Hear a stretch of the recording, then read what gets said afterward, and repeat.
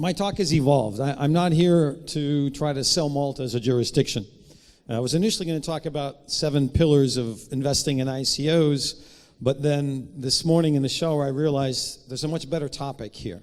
As I mentioned during the panel discussion, I've been running crypto hedge funds longer than anybody else in the world, period. And I've been looking a lot at jurisdictions. I've also been traveling a lot around Europe for the last month. And about 3-4 days ago, someone asked me a question about jurisdictions, and I suddenly just had a eureka moment burst forth, and I realized how to analyze what countries are doing with respect to the crypto space. Because I said during the panel discussion, it's not static, nor can you expect it to be static. Countries don't immediately react to anything, right? Countries take time to figure things out, and countries react in a different way. Countries have a personality. Countries have a risk profile. And then suddenly, this diagram popped into my head while I was taking a shower, which is the only time I do any real thinking. Here you have time, cleverly. And here you have, I'm going to call it emotion.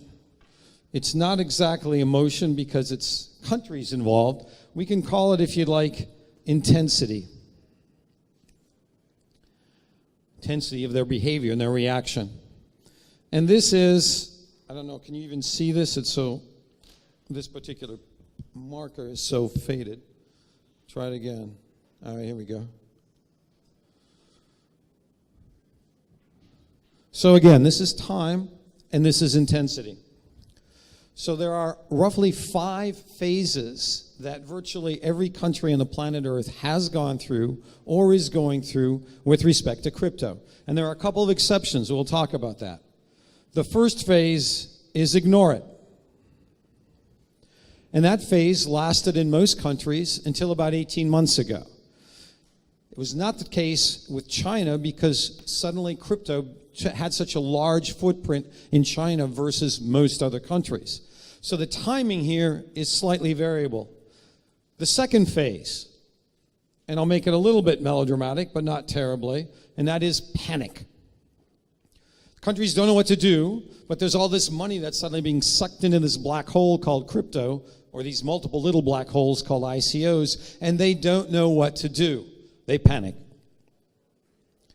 So what does a country do when it doesn't understand something and doesn't like what is going on with respect to that particular something? Any ideas, contributions from the general public? Yes, thank you. It makes it illegal.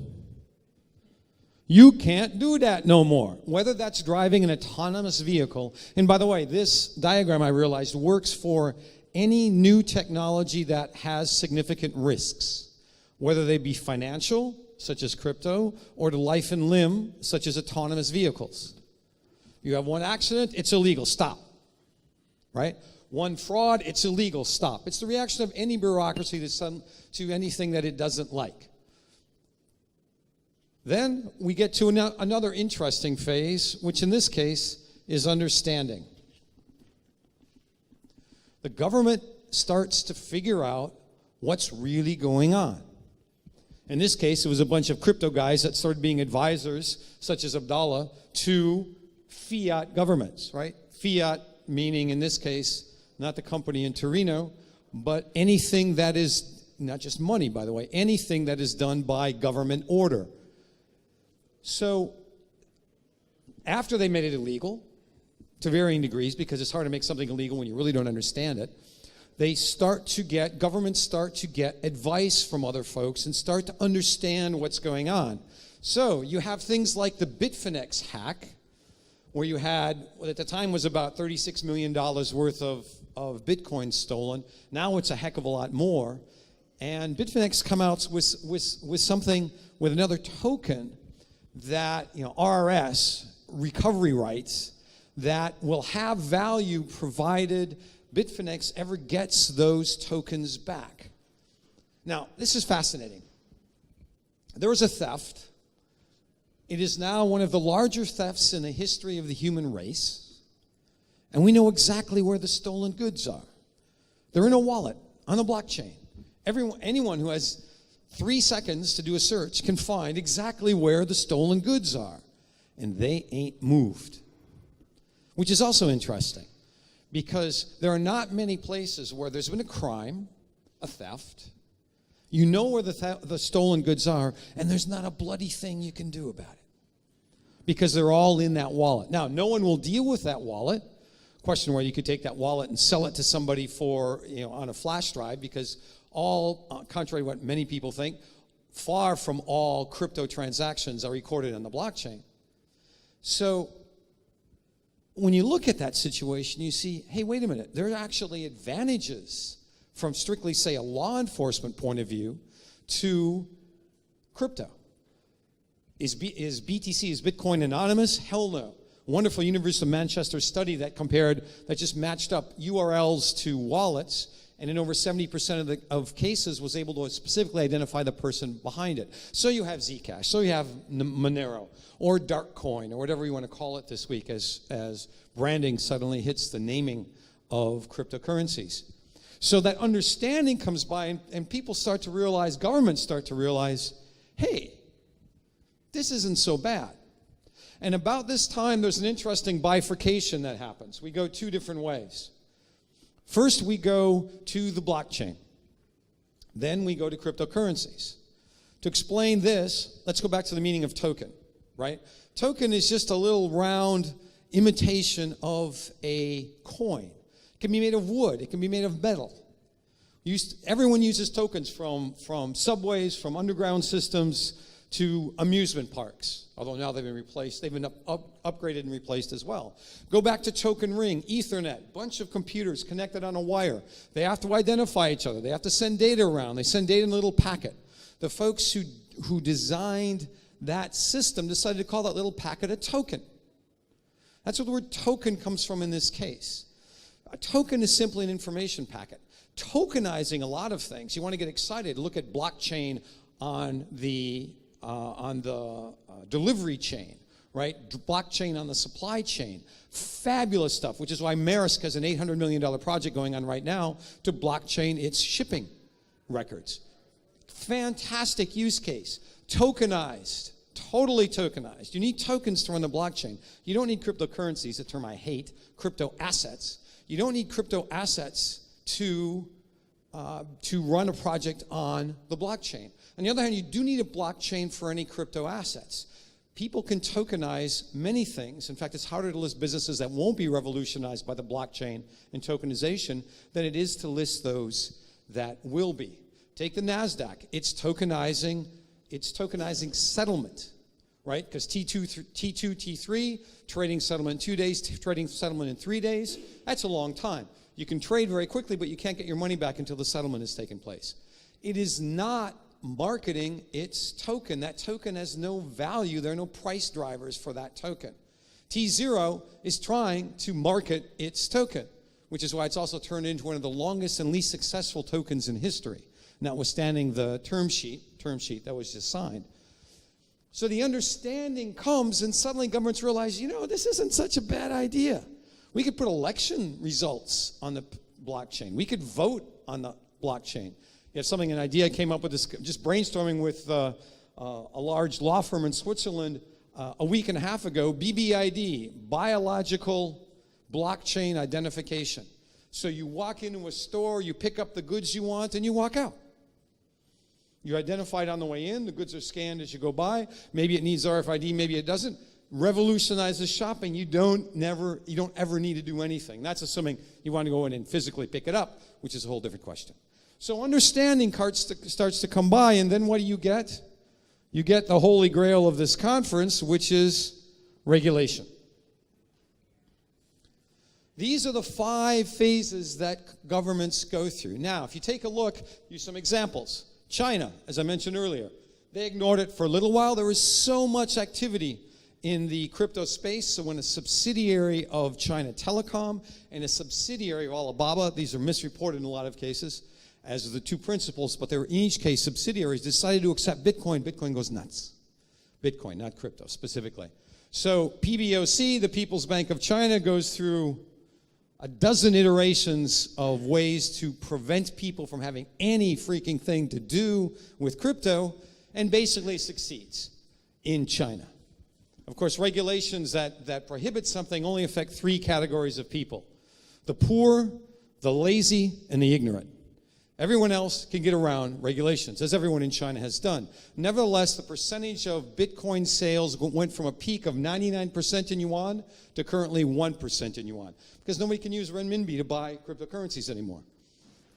It went through that panic phase. It made it illegal. And China, it's actually a lot further than it would give on, but China is now well into the understanding phase, and there are almost certainly, maybe before the end of this year, China will come out with regulations, and you'll start to see crypto officially increase in China, although unofficially it's never really decreased.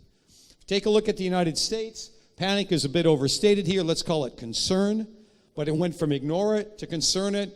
Illegal. Jay Clayton in his pronouncements on I've never seen an ICO, I've never seen a token that's not a currency, or not a security, sorry.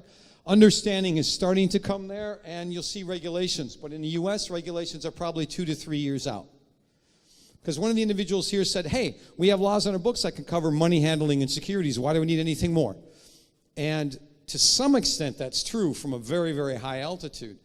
But if you look at the evolution of what happens to the average token, which starts as a security and if it's successful doesn't end up as one, you're better off with a legal regime that is more specifically adapted to that situation. And you'll get that eventually in the United States, but it's a long way out. Malta is very interesting because Malta is one of the very few countries that basically did this.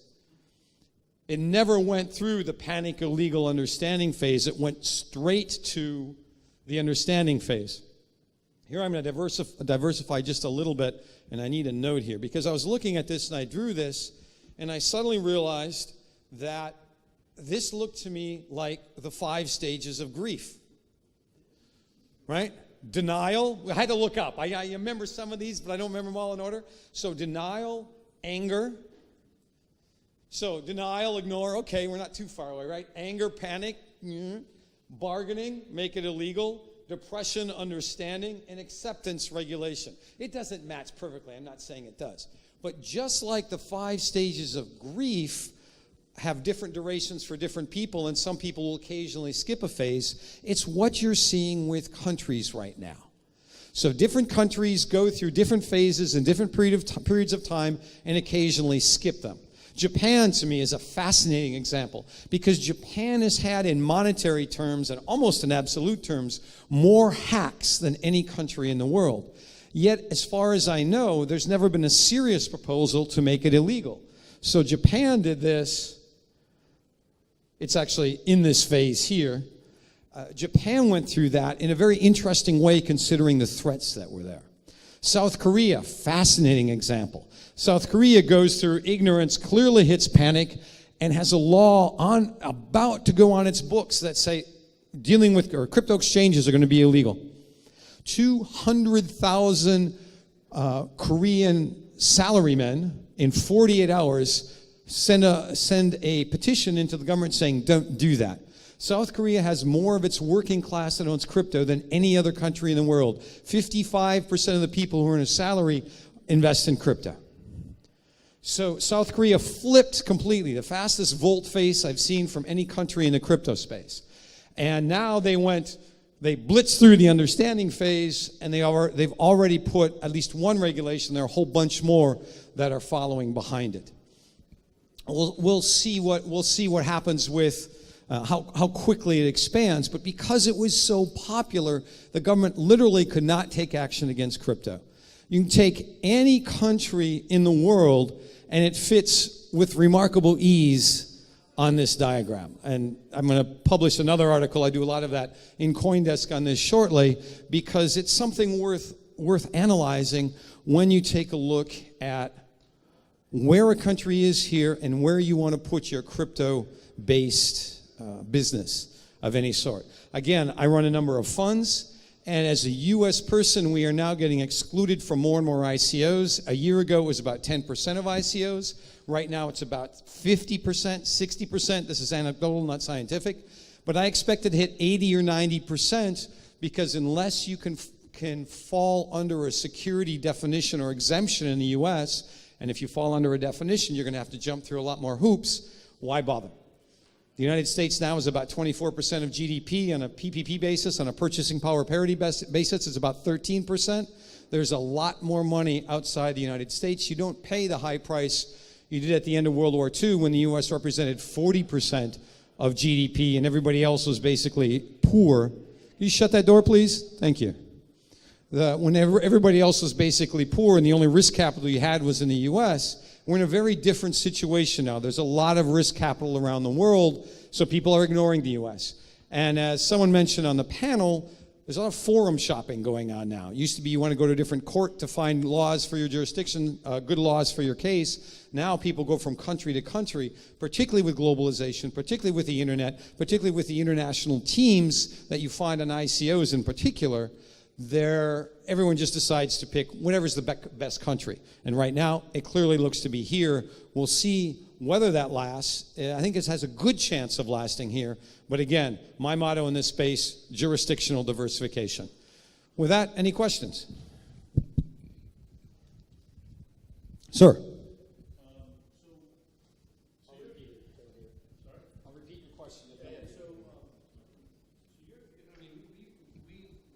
We've actually spoken about this too, which is the government thing. I think that the U.S. is going to be a little bit faster because I'm working pretty actively there with FINRA and SEC and everything.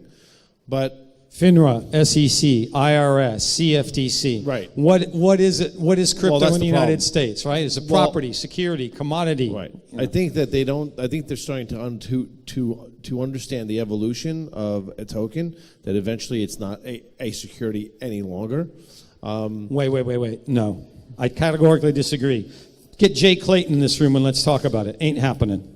Okay, so of course he's not saying that, but they are getting there, just as an FYI.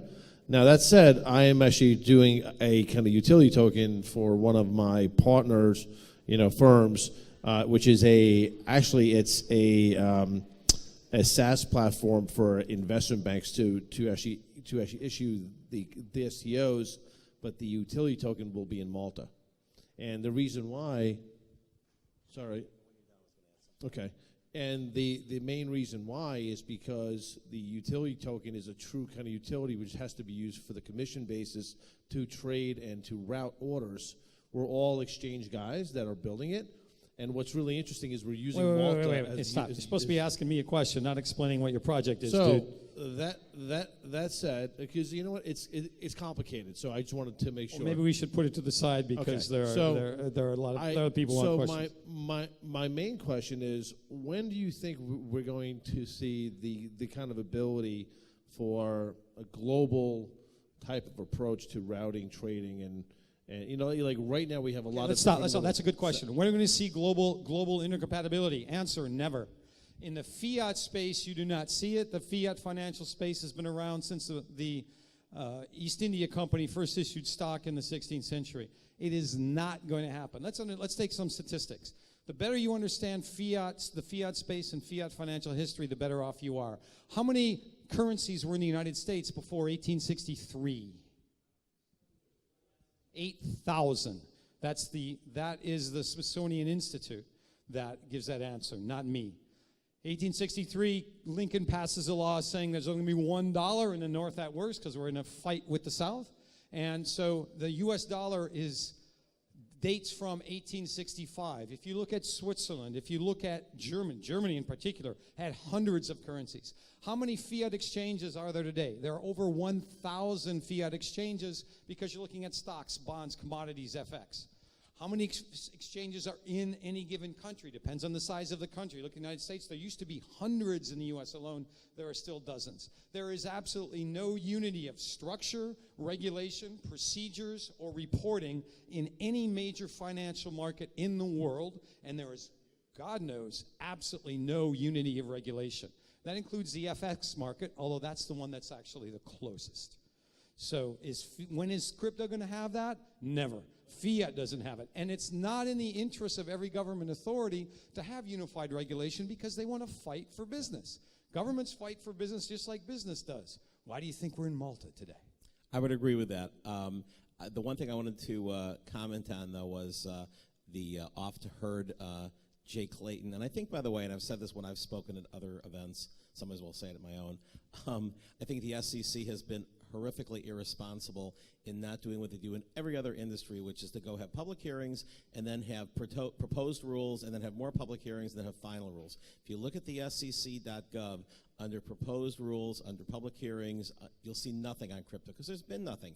It's been different commissioners of the SEC, and not that long after Jay Clayton said that, you had another commissioner, Wendy, I forget her last name now, who basically said, no, I'm looking more at not having a sandbox approach, but having a lifeguard approach. And so they're telling stories because they want to keep kicking this down the curb, and they think by being unclear, they're scaring the bad guys, when instead the bad guys never get scared.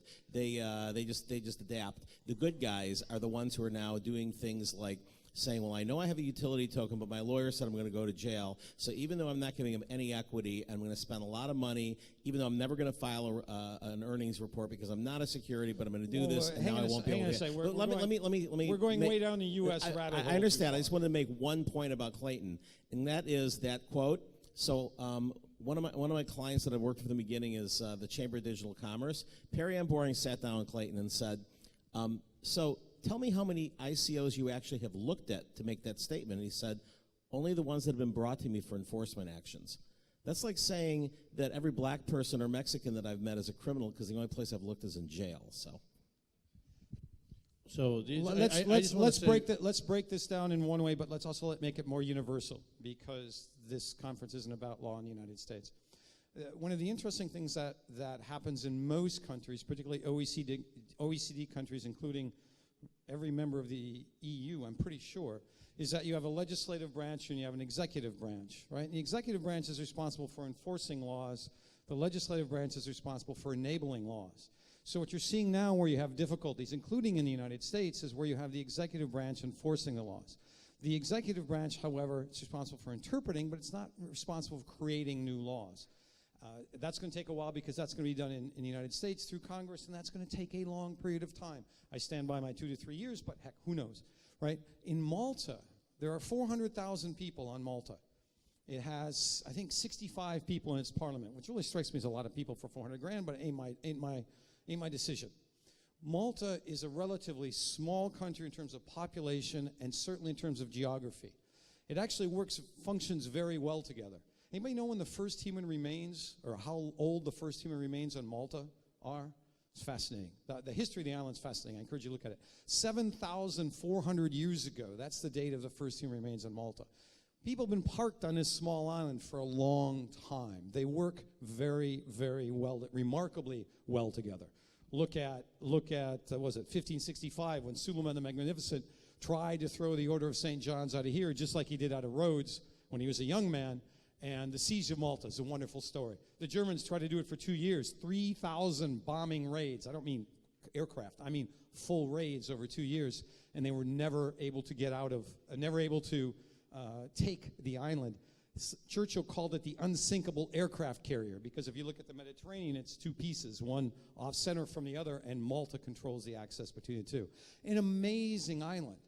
If you look at the history, you understand why the people here work so well together.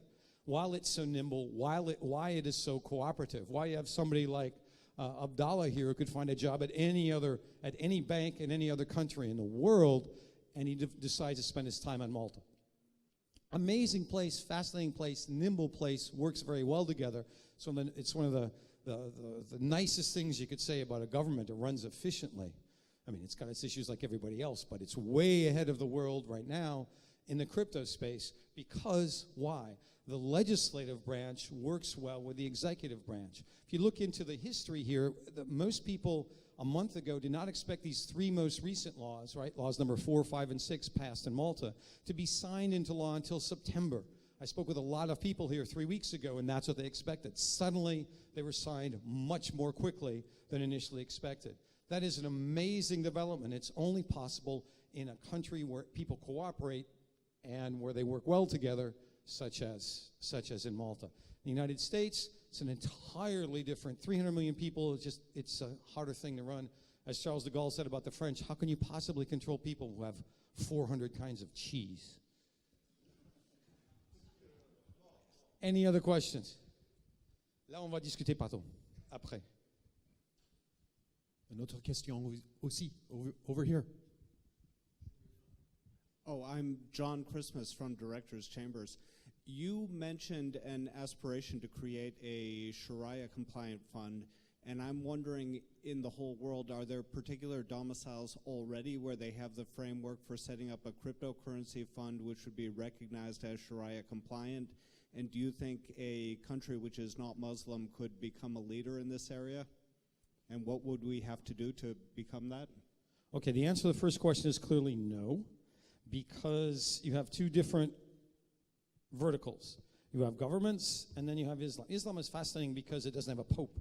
It actually doesn't have much of an official structure. It's an informal structure where imams, and I'm not Muslim, so if I get any of this wrong, please don't shoot me, but where the imams are just respected for being smart, right, good, whatever the heck, for having the right friends, I don't know. And so there can be no, well, actually there could be, but right now there is a big diversification between how a government is set up and what you need to do to be recognized by an Islamic Finance Council to be accepted as Sharia compliant. And just two very quick words on why, on my mistake and why I thought I knew where the difficulty was. The difficulty is not that you can't invest in interest, pork, pornography, weapons, gambling, and stuff like that. The issue is that cryptocurrency is not viewed as mal, M-A-L, which means something that has value. And that's the issue, because crypto assets are just quite abstract and quite new, and the Islamic world is not known as the most progressive, so it is having greater difficulty than even the United States or China in terms of wrapping its arms around the crypto space. So it's an interesting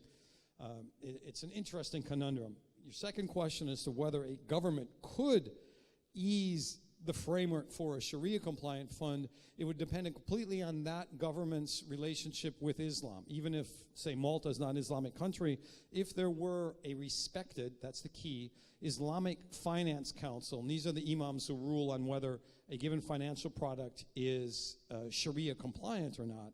If it had a respected Islamic Finance Council here, or in London, which is where they all are, and worked with one, then the answer to your question would be yes. It's a possible thing to do. It's actually not that difficult, and I don't know any government is targeting that.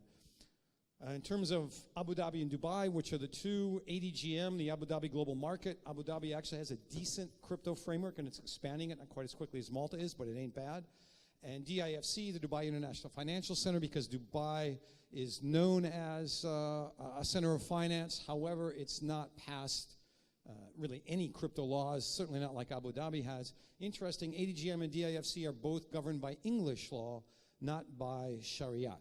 So there are some interesting questions as to what would happen to a crypto fund there. I've got a couple of law firms working in both places trying to figure out which one would be better, and I've put that whole discussion, that whole analysis on hold for the moment, because I've got another advisor now who works with Islamic finance councils. Because it turns out it's not the government that matters. It's the Islamic Finance Council that matters. All right, any final questions? Raise your hand. Nope.